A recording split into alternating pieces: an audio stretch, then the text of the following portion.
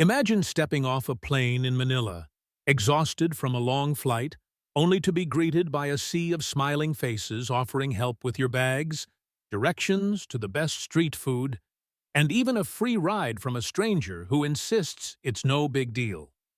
As a foreigner, you might wonder, is this real? Or am I in some kind of dream? But here's the untold truth. This isn't just random kindness.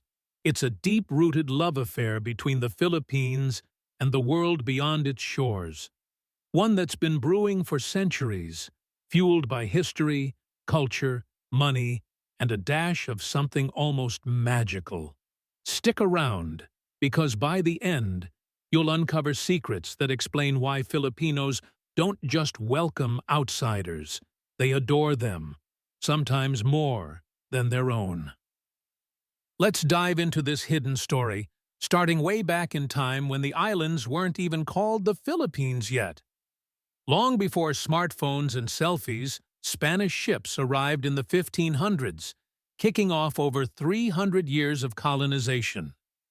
The Spaniards brought religion, new names, and a whole system where light skin and European ways were seen as superior. Then came the Americans in the late 1800s, turning the country into their little Pacific outpost, teaching English and Hollywood dreams.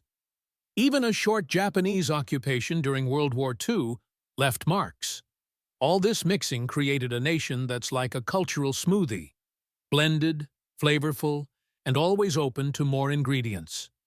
Filipinos learned early on that foreigners bring change, sometimes good, sometimes not, but always exciting. This history wired a curiosity into the DNA.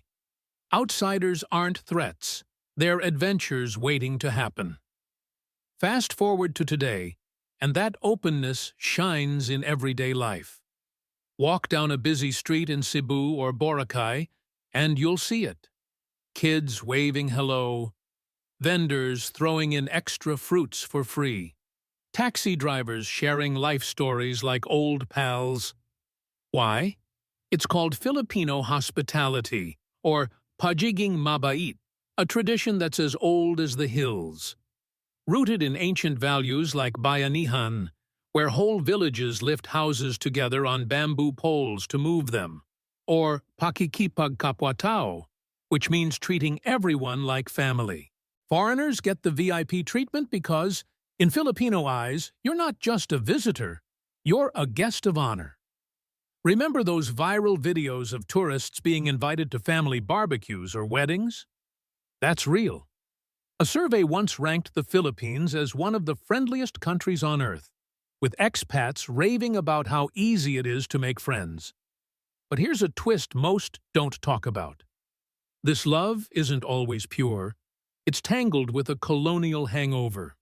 Many Filipinos grew up idolizing fair skin, blue eyes, and Western accents, thanks to movies, ads, and schools that praised foreign heroes over local ones. It's why some prefer imported chocolate over homegrown cacao or cheer for NBA stars louder than PBA players. This colonial mentality, as experts call it, makes foreigners seem like walking dreams, taller, richer, more sophisticated. It's not hate for their own culture.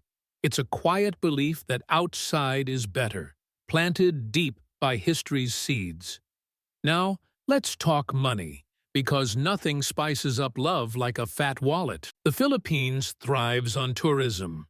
Think powdery beaches in Palawan, chocolate hills in Bohol, or underwater wonders in Tubataha Reef.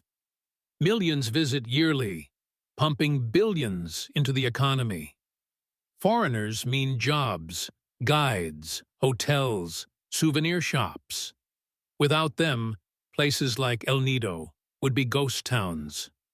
But it goes deeper. Overseas Filipino workers, or OFWs, send home over $30 billion in remittances each year, more than some countries' entire budgets. Many work abroad, facing loneliness and hardship. So when foreigners come here, it's like payback, a chance to host and heal. Then there's the romance angle. the one that raises eyebrows. Why do so many Filipinas date or marry foreigners? It's not just fairy tales. It's practical. Local guys might struggle with jobs in a tough economy where poverty hovers around 20%. Foreign partners often promise stability, better homes, education for kids, even citizenship abroad. Stories abound of women finding love with Americans, Europeans, or Aussies through apps or chance meetings. One woman shared how her Aussie husband helped build a house for her family back home. Critics call it gold digging, but insiders say it's survival with heart. Foreign men appreciate Filipino warmth, family focus, and resilience, qualities honed by typhoons, volcanoes, and daily grind. It's a two-way street. They get loyal partners. Filipinas get security. But wait, there's more to this untold truth, the media magic.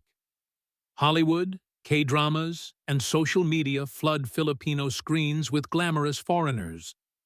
Kids grow up dreaming of New York skylines or Paris cafes. Influencers vlog about why I love living in the Philippines as a foreigner, racking up millions of views, showing off cheap living, sunny weather, and endless smiles. This feedback loop boosts the love. Filipinos see outsiders praising their home, so they double down on the welcome. Even in business, foreigners get perks, easier investments, special visas. Why?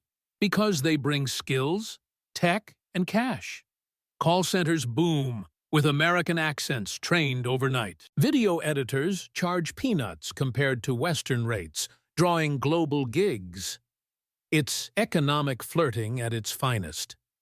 Yet, this adoration has shadows. Some Filipinos resent it, calling out white worship, or how locals bend over backward for foreigners but ignore their own poor. Remember the uproar when a rude tourist got special treatment? Or debates on why volleyball fans cheer Japanese teams over Philippine ones? It's a reminder that love can blind. Prioritizing outsiders sometimes hurts national pride. But overall, this affection is a superpower. In a world of walls and wars, the Philippines stands as a bridge, saying, "Come as you are." Expats retire here for the low costs and high vibes.